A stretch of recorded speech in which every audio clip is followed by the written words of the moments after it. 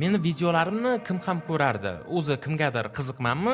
Nima qilaman video qilib? Yaxshisi yotib uxlayman. Aynan shu gaplar minglab YouTube kanal yuritishni boshlab, keyinchalik tashlab qo'yadigan blogerlarning suradigan xayollari hisoblanadi.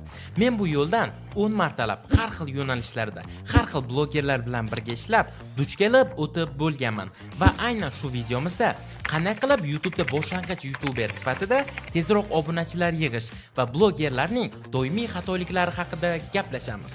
Demak, siz yuklagan birinchi, ikkinchi va hatto 10-videongiz ham 0 prosmotr yig'di.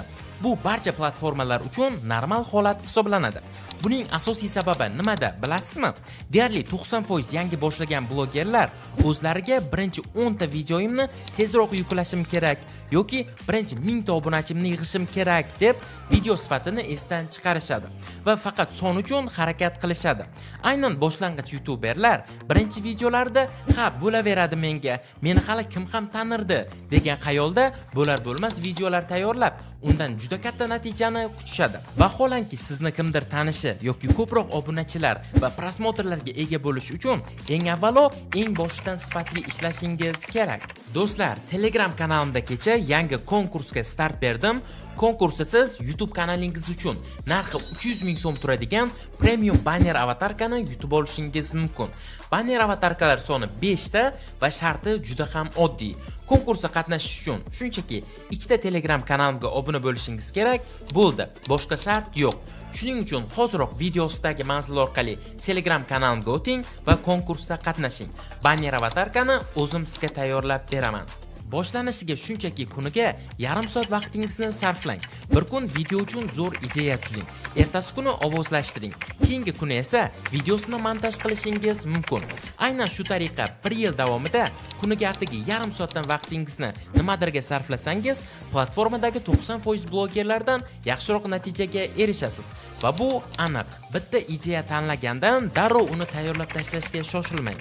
Shaxsan o'zim oldindan kamida 10 ta video uchun ideyalar yaratib, vaqt o'tgan sari ularni iloji boricha takomillashtirib, keyinchalik tayyorlashni maslahat beraman. Bunda siz oldindan tomoshabinlarga nima berishingizni ham o'zingiz bilib turasiz. Ham ideya qidirib, ko'pchilik kabi depressiyaga tushib qolib, hammasini tashlab ketvormaysiz. Masalan, birinchi 3 ta videoni zo'r qilib tayyorlang va uni ketma-ket YouTube'ga yuklang va vaqt o'tib videolaringiz natijasiga qarang. Sifatli kontent doim qadrlanadi.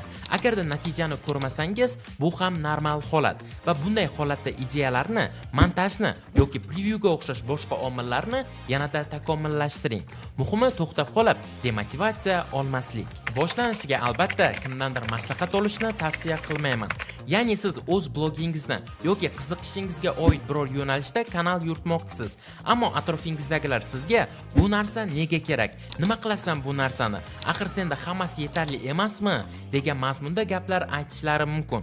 Siz esa ulardan qo'llab-quvvatlash kutgan bo'lasiz. Aslida esa hech kimdan yordam kutish kerak emas. Ko'pchilik sizni ulardan ajralib turishingizni xohlashmaydi va siz ularga "Qara video tayyorladim, YouTube'ga joylamoqchiman, ko'rib berchi" degan savolingizga ko'p holatlarda tabiiy javob berishmaydi.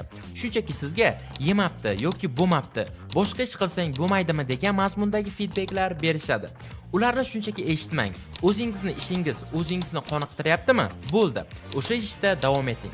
Nima demoqchiligimni tushundingiz degan umiddaman. Masalan, oddiy bir doktor yoki o'qituvchi YouTube kanal ochib, o'z tajribalarini tomoshabinlar bilan bo'lish maqsadida qiziqarli mavzularda videolar tayyorlayapti.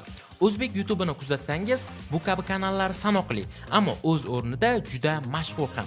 Ularning ham hamkasblari vaqtida "Nima qilasan YouTube'ga videolar chiqarib, o'z ishingni qilib yursang bo'lmaydimi? Kimga ham qiziq bu narsalar" deyishmaganmi sizningcha? Albatta bunaqa fikrlar deyarli hammada bo'lgan. Ammo o'sha doktor va o'qituvchilarning hozirgi YouTube kanallariga qarasangiz, millionlab prosmotr va obunachilarni ko'rishingiz mumkin. Va bundan kelib chiqib, bu narsalar kimlar uchundir qiziqligini tushunib yetishingiz mumkin. Bu holat istalgan yo'nalishda, gaming, cooking, vlogging barchasida bo'lishi mumkin va bu normal holat. YouTube kanalingiz tezda natijaga erishishi uchun kanalingizni ko'rinishiga ahamiyat berishni ham unutmang. Chunki odamlar avvalo kanalingiz va videongiz ustidagi rasmni ko'rishadi, keyin esa tomosha qilishadi. Agar videongiz sifati yaxshi bo'lsa-yu, dizayni oddiy bo'lsa, ko'pchilik e'tibor ham bermasligi mumkin. Shuning uchun avvaliga kanalingiz banner avatarkasi va prevyulari professional ko'rinishda bo'lishi kerak. Shunda tomoshabinlar sizning kontentingizni jiddiy qabul qiladi. Siz yaxshi kontent tayyorlayapsizmi? Unda uni yaxshi ko'rinishda taqdim qiling. Agar YouTube dizayni bo'yicha xizmatga ehtiyojingiz bo'lsa, men sizga tayyor banner avatarka va preview dizayn xizmatlarini taklif qilaman.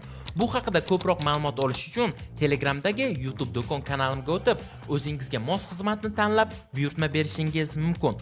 Siz faqat sifatli kontent tayyorlashga e'tibor qarating. Tashqi ko'rinish masalasini esa biz hal qilamiz.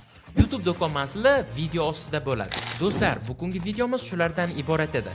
Video agarda sizga yoqqan bo'lsa, videoga like bosing va kanalimizga obuna bo'lib, savollaringizni kommentariyada yozib qoldiring. Keyingi videolarda ko'rishguncha, xayr, sog' salomat bo'ling.